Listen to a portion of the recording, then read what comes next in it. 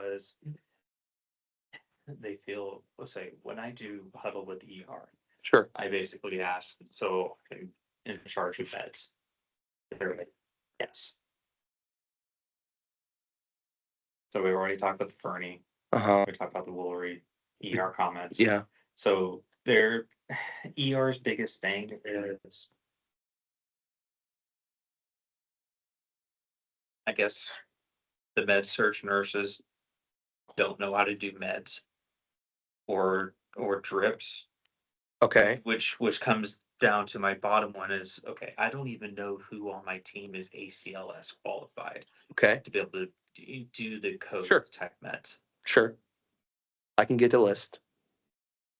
And so I And beyond that, beyond just getting a list, I can basically just have people do ACLS. which I know you talked Yeah. about, having some of us go and be ACLS trainers. Um, which yes, I would still be interested in doing that. And also, since you've been gone, we're going to be adding 2 more kind of education positions to the hospital as well. So, primarily their focus is going to be on clinical students and then also on the new grad program. It's kind of the 2 areas of focus.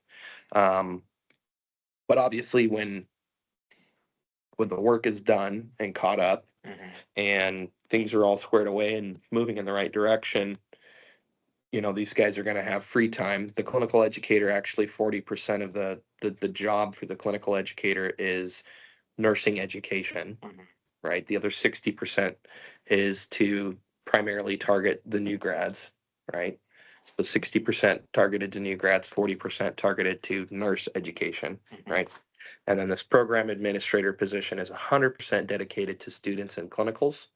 And there's a component of that is kind of growth and outreach with schools. So, they're going to be our representative going to MCC, AWC, PBC, Chamberlain, ASU, and building those relationships, getting more clinical students to rotate through the hospital to help prop up and support that program. But both of these positions, when there is downtime, there's going to be opportunity to kind of also work on in-house education in combination with Laura as well.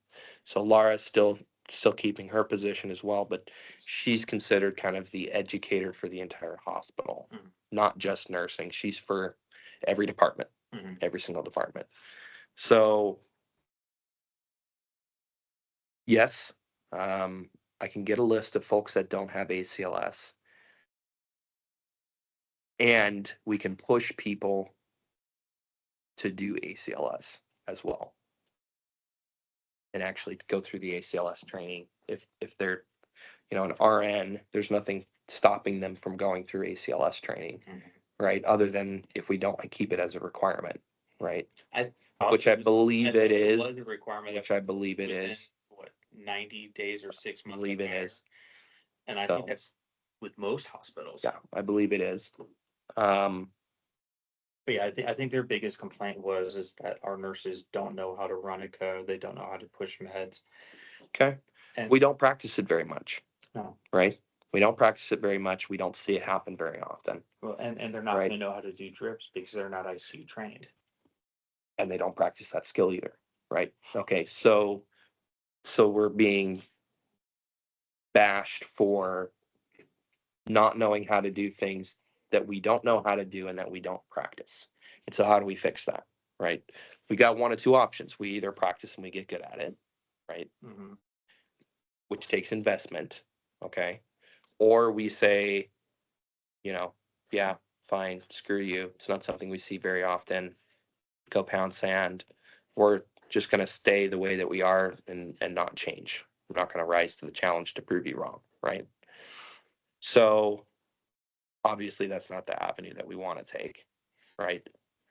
It's been the status quo, but it is something that we want to change. So for example, one of the things that I believe it was Cheryl asked me to look into was getting a practice crash card, right?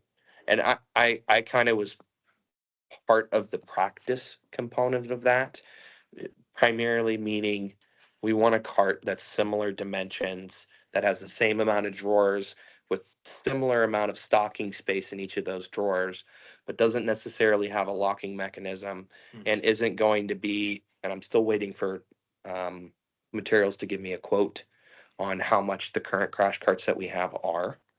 We need to change those because to have them double locked. So when I first started here, nobody told me the code that's on top to unlock it. And we ended up having a code one day. I'm like, I can't get into the fucking thing. Okay, so get this. The EDs had the same problem.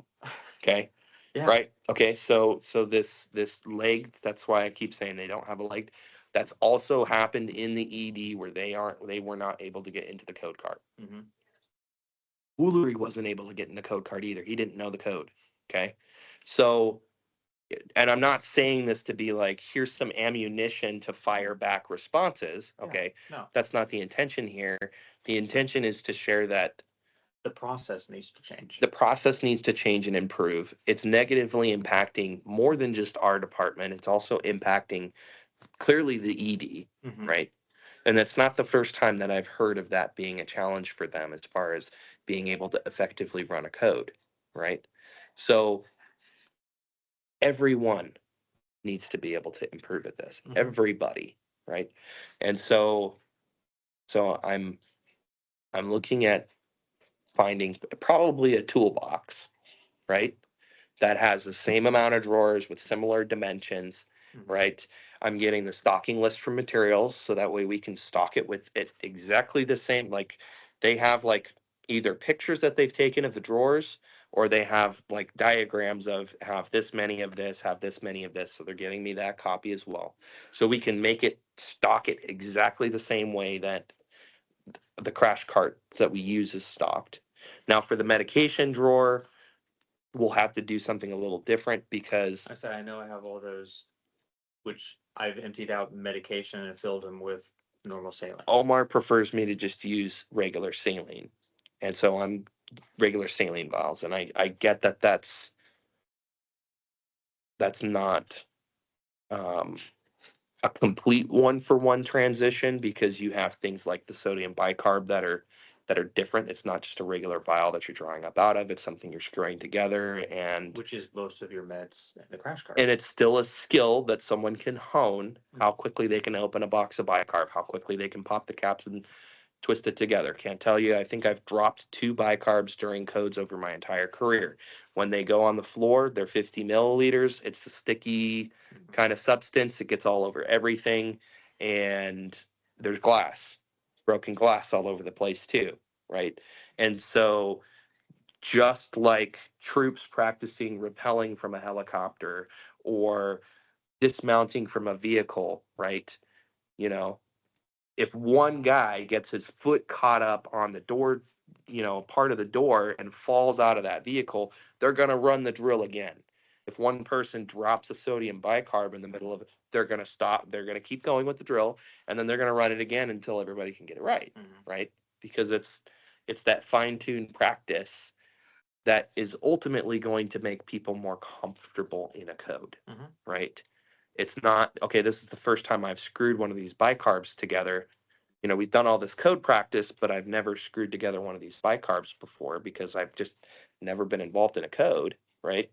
And now you're waylaid by a stupid little task, right? Because you haven't done it yet, right? And it completely throws off your game, even though you've done all this practice. So, yes, we want to be able to simulate things as close to the real thing as possible, right? But I also don't want to go and spend, you know, $5,000 to put together a practice crash cart. If we can do the exact same thing with the majority of the same supplies, right, to mimic that, right? And so the materials portion I'm working on, basically I'm having them get me quotes for the crash carts that we currently purchase. So that way I've got kind of okay, so these crash carts are $3,000. Okay. So now I know if I can get something for $300 to $500, I'm doing pretty good, right? With how I'm spending the department's money. to purchase that. Is there any talk into actually just replacing the crash carts that we currently have? We could do that. Because if we replace them, then we could just use one of the old Totally. carts for it. Totally good. I did purchase and we did receive a new backboard because apparently we were missing a backboard on one of the crash carts. So we got that replaced. Is there the reasoning for replacing the crash carts? Is it just to get rid of the lock? Either disable the locks that's on it. Sure. Yeah. I'm pretty sure you can disable that lock. You just push the code in and twist it and just don't relock it. It'll stay unlocked. Yeah, I don't know if it relocks automatic or not. I don't think they do because it's a little twisty knob. You have to twist it back the other direction to lock it. Okay. So, if that's how you want to start out your shift, is when you're going through and you're doing crash cart checks, if you want to unlock both the carts and leave them unlocked, unlock both the carts and leave them unlocked. It's got that little, badge indicator on there to know if it's actually been cracked. When I was up in Havasu, we did not have locks on the crash carts. The only lock we had was the little tag that kept the door closed. Yeah, it was a quick lock. I get the reasoning behind having a lock on that. It does have narcotic medications in it, right? So, you don't necessarily want someone that has just enough knowledge to know that there's goodies in the crash cart to know that they can break in there and take stuff. But if somebody's doing that, they are probably going to be relatively violent and aggressive because those crash carts, at least the one that's on Med-Surg and the one that's in the ICU, if there's people in the ICU, right? They're in plain sight. The person would have to be operating very quickly or very aggressively to be able to get in there without somebody noticing, So I don't have a problem with you leaving them unlocked. Don't have a problem with that at all. To start your shift. That's totally fine. And then if you want to lock it at the end of your shift because Shelby prefers them to be locked, then so be it, but you do not need to leave them locked if you don't want to. That way, if something happens, it's one fewer step that has to be accomplished. It's one fewer hurdle that you have to jump. Yeah. Right. It's the same as why we checked them in the first place. Right. I don't want to have to deal with the hurdle of, damn it, this thing wasn't plugged in. The battery's not charged. And if I don't keep it plugged into the wall, it's not going to work. I need to be able to be mobile with that monitor. If we've got to go to CT, if we've got to go to surgery, whatever it might be, I need to be able to take that monitor with me. Right. It's the same reason why we make sure that the pads are stocked. I don't want to have to, stop in the middle of trying to slap pads on the patient and put pediatric pads on temporarily until we can get a set of adult pads. Sorry, my first night back. You're good. Because Lord forbid we can't find adult pads in the stock room, Yeah. So not ideal situation, right? It's eliminating those hurdles and doing the drills with mock codes is, again, it's eliminating hurdles, right? It's getting people comfortable with, hey, I need a 7.5 ET tube. I need a chest tube kit. I need a central line kit, right? To this day, is still a challenge for me coming from the emergency department standpoint. I have a stock room that has all of that stuff in it. And I go in that stock room every single day and grab that stuff, and I know exactly where it is. And so we're in the middle of the code, and what does my dumbass do? I run out to the stock room to grab the stuff that is in the crash cart in the room I need to be in, right? I still would take those actions, right? Because even after doing countless numbers of codes in the emergency department setting, we never practiced opening the crash carts and pulling stuff out of there and knowing what's in there. So one of the things that I want to implement is monthly crash cart checks, where it's not the same person who does it. It actually gets cracked open. You go through every single drawer, look at every single item, pull out everything that's expired. Whatever we can replace from the stock on the floor gets restocked, and then anything that's not there, then materials stocks it. And it will be. They break open the emergency bags every month and check it, and then check them off on a checklist, and then close them. You're coming through really broken up, Becca. Were you talking about your experience when you were at the jails?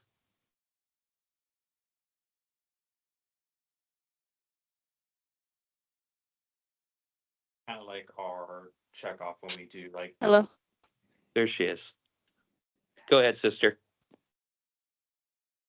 And then saying that at the prison, that's what they do. What he says, they have emergency bags and they break them open every month to do a check and check the checklist, make sure everything's good in there and everything's in the right spot, and then they reseal them.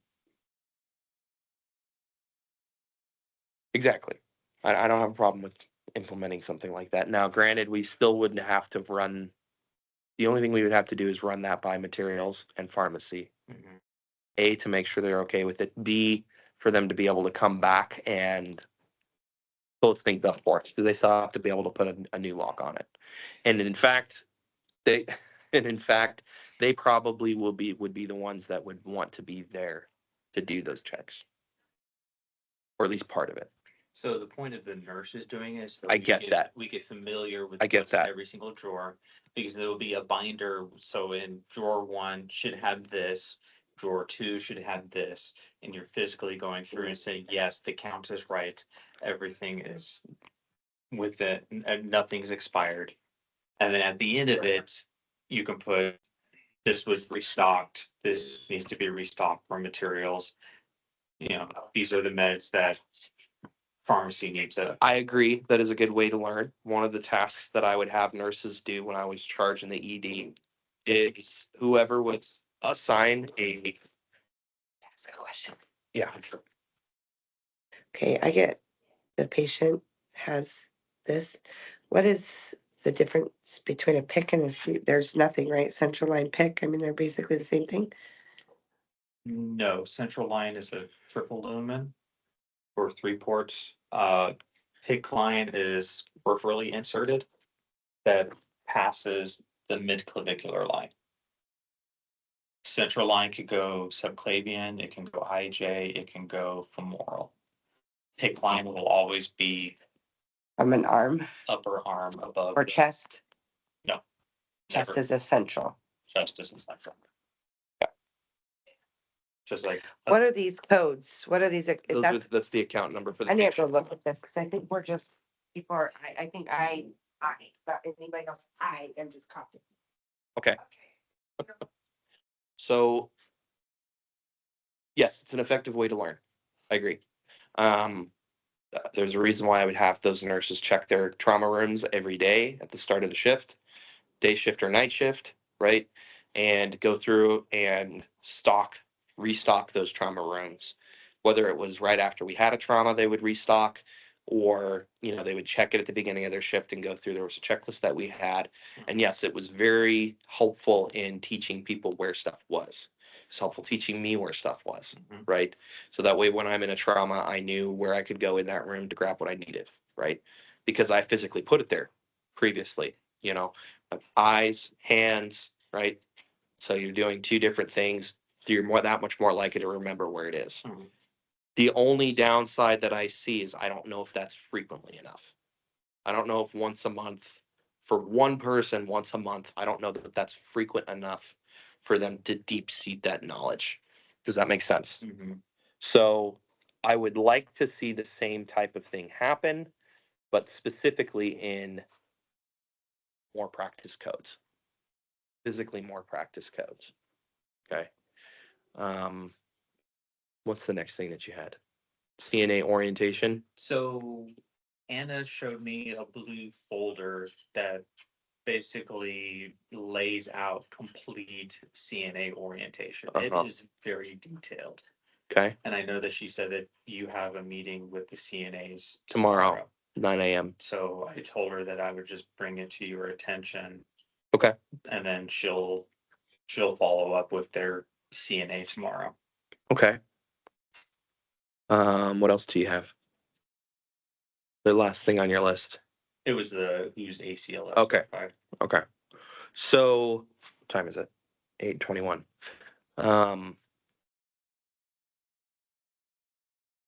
So we're gonna start reading assignments. Shelby, I still need to get you a copy.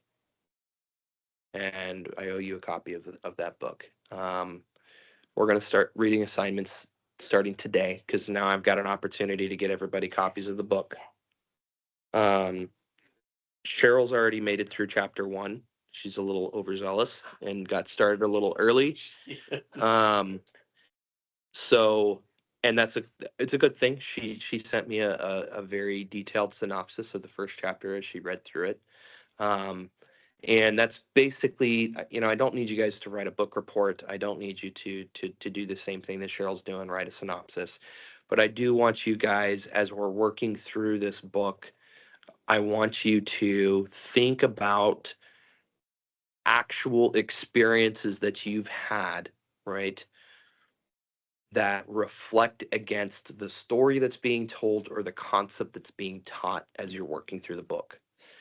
And you can bring those specific experiences and we can talk about them. We can talk about how the technique or the strategy or the concept that you learned from the book could apply to that, to ask questions to challenge the concepts that are being shared in the book. No, is this something that we're just doing for our unit, or is this can be included with the right now it's overall group? right now it's just something that we're doing with No. charge nurses in the med search department. I'm starting small, see how it goes, Okay. right? See how receptive you guys are. It's not the only book in this kind of classification. Now, the next book that we do, I would like to find somebody else to work through, just because I don't want to overkill a single author, right? I don't want to overkill a single author, and I don't want every book that we work through and read through to be about war stuff. Even though that's fun for me, it might not be fun for you guys. I want there to be some different angles. I want there to be some different opinions and things that are covered in whatever book it is that we're going to be reading through, right? I wanted to start with this one just because it's been very influential on my growth into a leader's position, and the concepts that I've learned have served me relatively well. At this point, for the most part, I'm listening to the podcasts that this guy makes on a pretty regular basis. And part of that podcast, he reviews other books, right? And everything from very, very historical books that were written. Most of the stuff that he works through is either written by ex-military folks or is written by people about war topics. So they could be psychologists, they could be journalists, right? That are, analyzing these concepts and breaking things apart. So everything from, a tactics book that was put together by Napoleon Bonaparte, right? All the way up to, there was a journalist who wrote a book about his experiences in Iraq, Afghanistan, and the big one he wrote mostly about was being present for the conflict in Sri Lanka. So all the way back to, there's a samurai from the 1600s named Musashi, right? That he also reviewed this guy's book as well. So, it's kind of the same. I'm kind of trying to mimic that approach. We're going to read through this book. We're going to break it down into pieces. We're going to take it and overlay it with experiences that we've had at work, in our personal lives, whatever you feel it most resonates with, whether that's work related, personal related, or otherwise, to be able to take those concepts and overlay it with that information or your prior experience and learn about how to be better at working through those situations and handling those situations, right? The ultimate goal specifically behind this book is to teach the concept of extreme ownership. Effectively meaning that as human beings, we are responsible for the actions, words, and things that we do throughout our lives, right? And we ultimately have control over the one thing that no one can take from us, which is our attitude, right? And our aptitude, right? So, but then also starting there and then moving towards basically teaching strategies for how to understand human beings and their nature, how other people think, how other people act, how other people respond to things, right? It's that concept of basically teaching people how to take their shoes off and put other people's shoes on and try and think through that person's train of thought, understanding even further that they're emotional beings that are very influenced by those emotions, right? And how those emotions further impact the way that they conduct themselves. And by slowly but surely teaching these concepts, right, the goal is to bring you guys to the position where you recognize that you have the power, right? In any situation, in any situation. If you're able to understand, right, that there are weaknesses in folks that you can outflank to get them to do what you want them to do, okay, in a positive way, right? This isn't stone cold manipulation that we're teaching, okay? It's influence, okay? Influence is using your ability for leadership in a good fashion. However, it is still, as leaders do, getting people to do what you want them to do, right? But in a positive way, right? And that the approach that is used ideally builds diligence in individuals so that they are self-policing their own actions, right?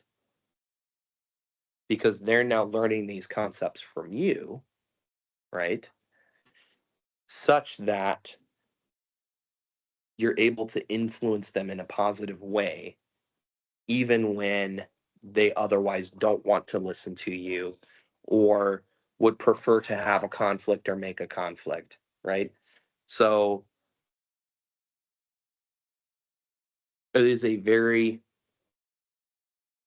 psychological concept type book, learning about how the human psychology functions and how to utilize that knowledge to best influence people in a positive manner, right? You can totally use these same strategies that are taught to be manipulative, 100%, right? However, if that is the direction that someone chooses to go in, it shows. People recognize that pretty quickly. They understand that, the consequences of what this person's doing, whether they step on somebody's face to get to the next level, or, they get them to do something so that they don't have to do it, right? They're using their leadership to either lighten their own load or to elevate themselves or to, you know, take advantage of somebody else in some type of avenue, right? So these concepts can totally be utilized in that way, but the consequences of moving in that direction is that people aren't stupid. They're going to recognize exactly what it is that you've done.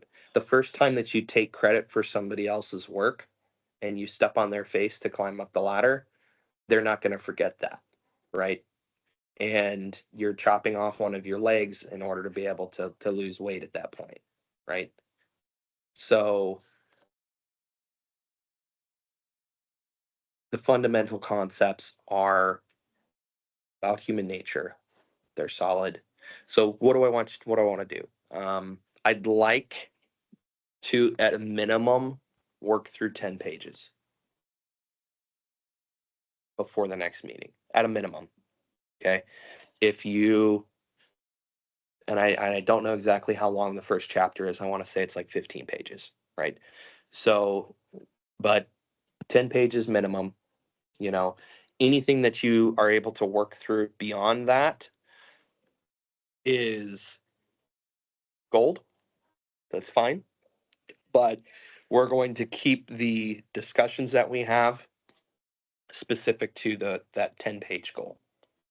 If a a chapter runs 13 pages, we'll push through, we'll get through the chapter, and then we'll specifically cover that chapter in the next conversation that we have. So the next meeting obviously will be next Thursday, 8 o'clock in the morning. Yes, I will be recording these going forwards. I've had a couple people ask about recording these. Please bear in mind that the purpose of recording these conversations is when somebody absolutely cannot be here, whether either on the phone or in person, right? I I really need you guys to be here for these as much as possible. Okay. Part of the reason Cheryl's not here this morning is because she has a competing meeting with the new grad program. So she has a meeting that's the same time this morning, right? They are not recording that meeting. They're not recording that meeting. So I told her, hey, I'll record this one so you can still listen back and be part of it. Mhm. Okay. So if you aren't going to be able to make it because you have some outstanding circumstances, totally understandable. I will record this, but this really only works if you guys participate and you're able to be here or you're able to call in. It really only works if we're able to do that. So please keep that in mind. I want to stress that thoroughly. So beyond that, um, we'll let's shoot for getting through chapter 1 by next Thursday. I want to say it's like 15 pages. Okay. And then we'll open up conversation about chapter 1 next Thursday. I'll get you a copy. Shelby, I will leave a copy for you. I'll double check the schedule and see when you're here next so we can get you a copy as well. They are property of the hospital because I did use department funds to purchase them. They weren't expensive. It was less than $100. So we can't write notes in the book. So don't write notes in the book. Okay. You are carte blanche welcome to use sticky notes or little sticky note tabs to keep notes in a journal, whatever it may be. Please don't highlight or write in the books just because I am going to be using them going forwards. And I'd like the copies to remain clean. And I've got plenty of copies. So if you turn your copy back in and you want to check it back out, totally fine. Yeah. Other than that, yes, we have the team meeting tomorrow. Like I've shared before, the concepts that we cover at the team lead meeting, we are going to be covering different stuff, primarily targeted leadership growth, right? And the other target is what you guys are dealing with on a regular basis. I want to be able to open things up for communication purposes, for, hey, I had an issue with something and I don't know what to do issues, like what we covered this morning.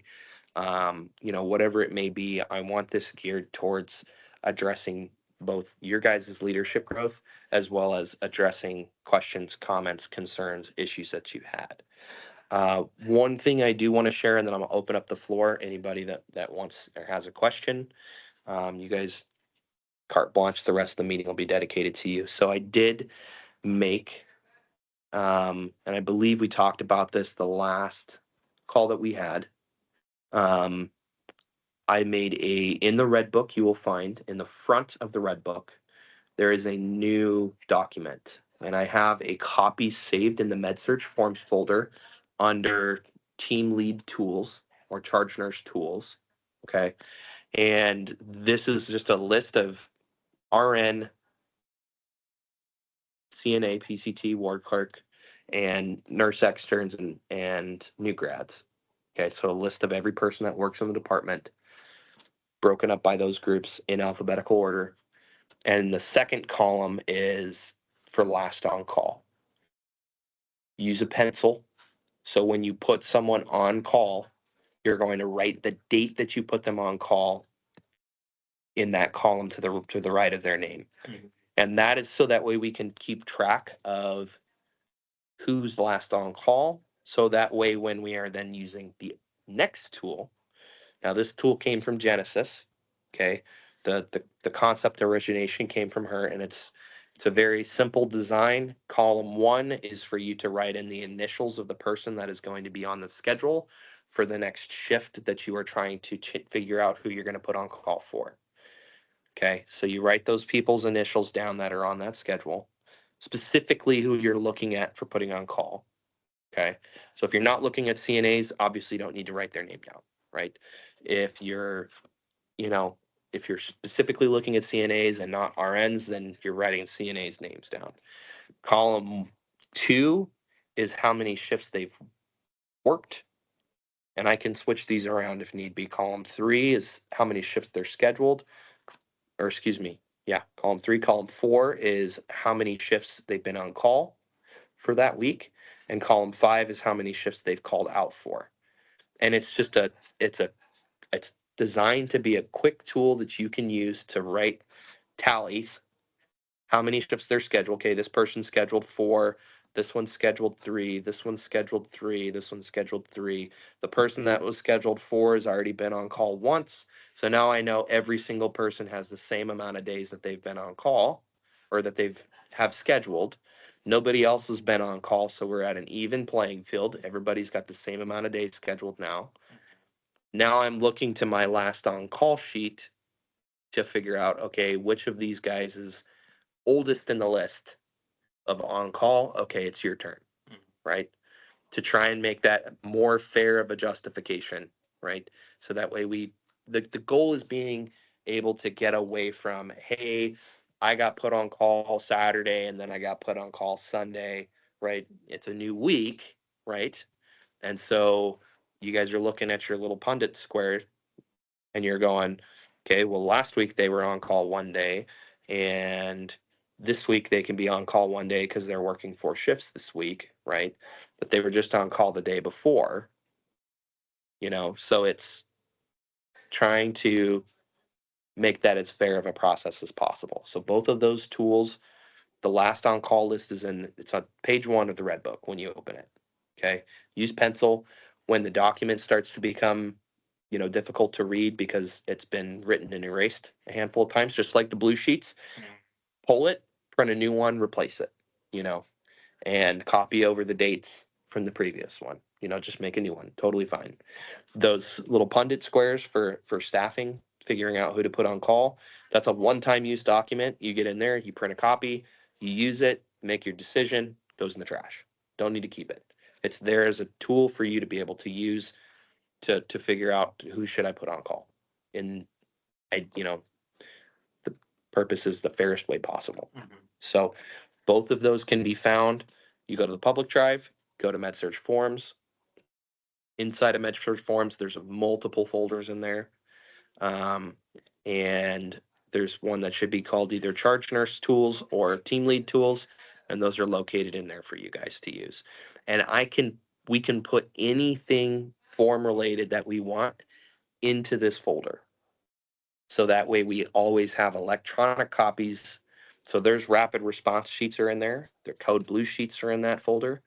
The admit packets are in that folder. So anything that you run into that it's like, hey, it would be great if we had a digital copy of this that I can print because I can never seem to find a copy, right? We can add it in there. Throw a copy of it in my box, whatever it is that you're looking for. I will scan it in, and then that way it's always printable. Floor's open. I'm going to have these guys start just because we've already had an opportunity to talk this morning. So, Shelby,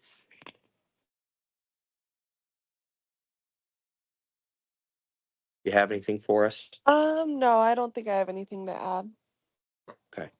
Questions? What day are you going to be here next? I'm on call today, but I do work tomorrow. You're here tomorrow? Okay. Yeah. I'll have a copy of that book for you tomorrow. Okay, awesome. Thank you. Unless you're planning on running by the hospital at all today. Just if you do, just let me know. Shoot me Okay. a text and I'll get you a copy today. Okay, sounds good. Miss Becca?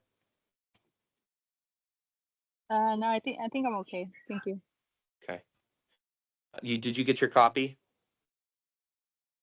Yes, I did. All right, cool. Rob? Okay. All right, guys. So I will give you back 19 minutes of your morning. Have a good morning.